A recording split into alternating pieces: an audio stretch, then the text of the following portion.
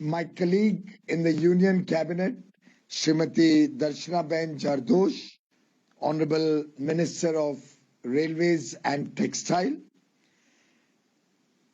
my young friend Shri Harsh Sanghvi, Honorable Home Minister of Gujarat, Shri Dinesh Bhai Navadia, Regional Chairman GJEPC Surat, Shri Vallabhbhai Patel, Chairman Surat Diamond Boards, Srimati Hemaliben Bogawala, Honorable Mayor Surat Municipal Corporation, Shri Jayantibhai Savalia, President Surat Jewellers Manufacturers Association, all other distinguished members of the Surat Jewelry Manufacturers Association, ladies and gentlemen. My heartiest congratulations to the Surat Jewelry Manufacturing Association for organizing the Gems and Jewelry Manufacturing Show today. You have organized a business-to-business trade exhibition in the Diamond City, which will give an opportunity to gems and jewelry sector to reach out both to the domestic and the international market, with visitors from all over the place coming to see this wonderful collection. Ever since its inception in 2016, the SJMA has championed the cause of improving the jewelry industry in Surat. Their Make in Surat program has facilitated innovation and promoted skill development to build a robust jewelry manufacturing ecosystem. वास्तव में सूरत आज शायद दुनिया की जो सबसे तेज गति से बढ़ने वाले शहर हैं उसमें से एक है और 450 से अधिक ज्वेलरी बनाने वाली कंपनियां, इंपोर्टर और एक्सपोर्टर्स सूरत में आज व्यापार कर रहे हैं। मुझे लगता है पूरी संभावना है कि आगे चल के सूरत दुनिया का ज्वेलरी मैन्युफैक्चरिंग हब बन जाएगा। और पीछे तो मैं आया था सूरत में सितंबर में डायमंड बोर्स में माननीय प्रधानमंत्री नरेंद्र मोदी जी के जन्मदिन के दिन, और जो मैंने वहां पे काम देखा, जो दुनिया की सबसे बड़ी बिल्डिंग आपकी डायमंड बोर्स लगभग अब खत्म होने आ गई है, उसको देखा, जिस प्रकार से मेरा इंटरेक्शन हुआ आपकी इंडस्ट्री के साथ, मेरा विश्वास है कि विश्व का एक बड़ा डायमंड हब के रूप में जो आज सूरत पहचाना जाता है, इसका व्यापार अब और तेज गति से आगे आने वाले दिनों में बढ़ता ही जाएगा।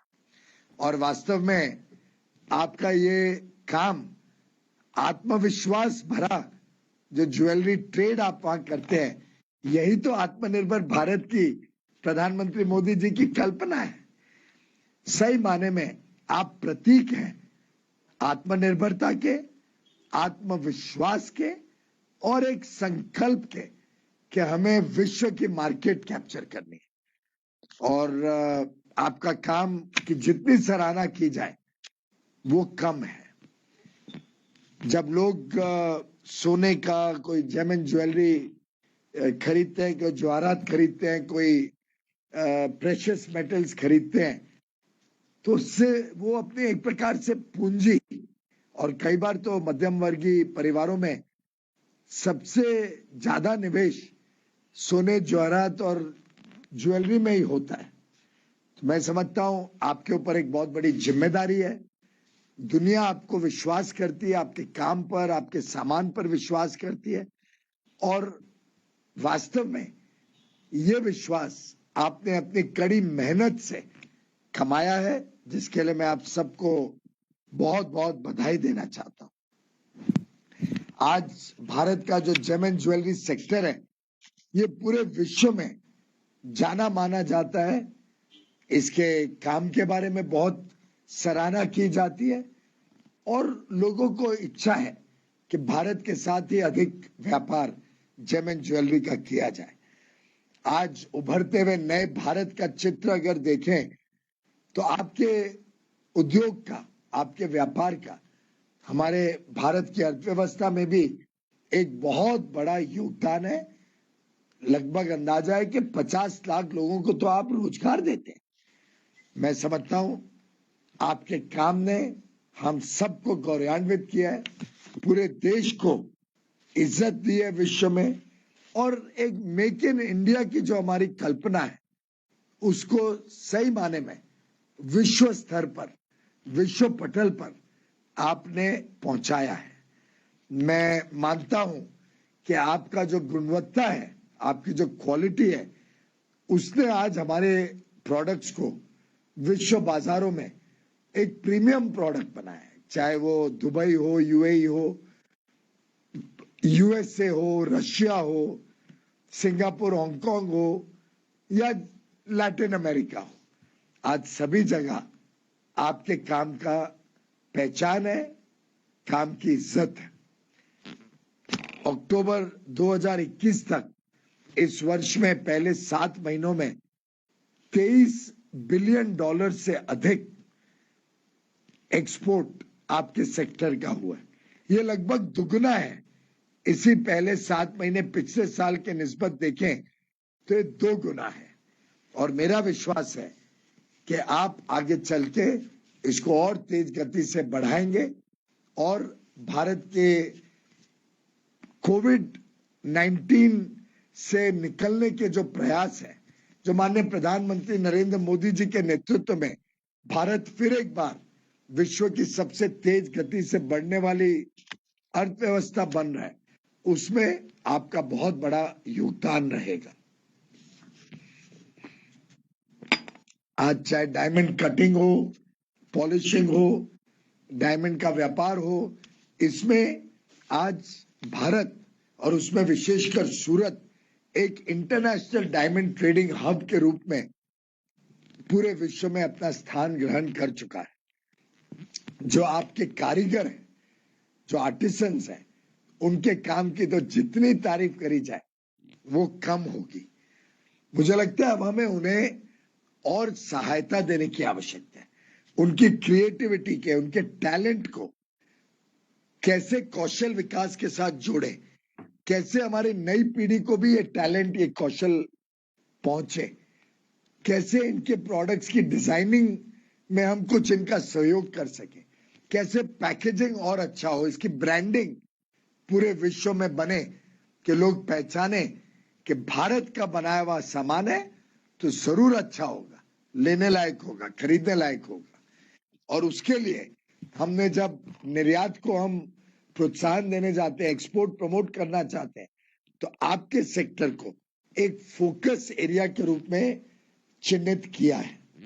मुझे विश्वास है कि आपका जो काम है ये आगे भी चल के बहुत तेजी से बढ़ेगा, बहुत तेजी से इसका विकास होगा। उसके लिए कुछ योजनाएं भारत सरकार की भी हैं। हमने अब गोल्ड मोनेटाइजेशन स्कीम को और सुधार करके निकाला है। इंपोर्ट ड्यूटी सोने के ऊपर कम की गई है। हॉलमार्किंग को कंपलसरी करने से मेरा विश्वास है कि जो पूरे देश में सोने चांदी का जो व्यापार, सोने जवाहरात का जो व्यापार होता है, उसको और गति मिलेगी, लोगों का विश्वास और बढ़ेगा आपके क्वालिटी के ऊपर, जो आप सामान बेचते हैं उसके ऊपर। और आगे आने वाले दिनों में ये सेक्टर एक बहुत बड़ी छाप भारत की अर्थव्यवस्था में और विश्व के बाजार में रखेगा। मेरा आप सबसे अनुरोध है कि हम 4 विशेष बिंदुओं के ऊपर आगे चल के ध्यान दें। एक तो हम फोकस करें डिजाइन के ऊपर, अच्छे डिजाइन्स को पेटेंट कराएं और अपने प्रोडक्ट्स की वैल्यू बढ़ाने के लिए कैसे हम इंट्रिकेट डिजाइन्स को और ज्यादा अच्छा बना सकते हैं, उस पे हमारा ध्यान आकर्षित रहना चाहिए। दूसरा, थोड़ा हमारा जो निर्यात होता है, एक्सपोर्ट होता है, उसको डाइवर्सिफाई करें, नए नए प्रकार की चीजें बनाएं। पर्ल्स हो, चांदी का सामान हो, प्लैटिनम का सामान हो, अभी सिंथेटिक स्टोन्स आने लग गए हैं, आर्टिफिशियल डायमंड आ गए हैं।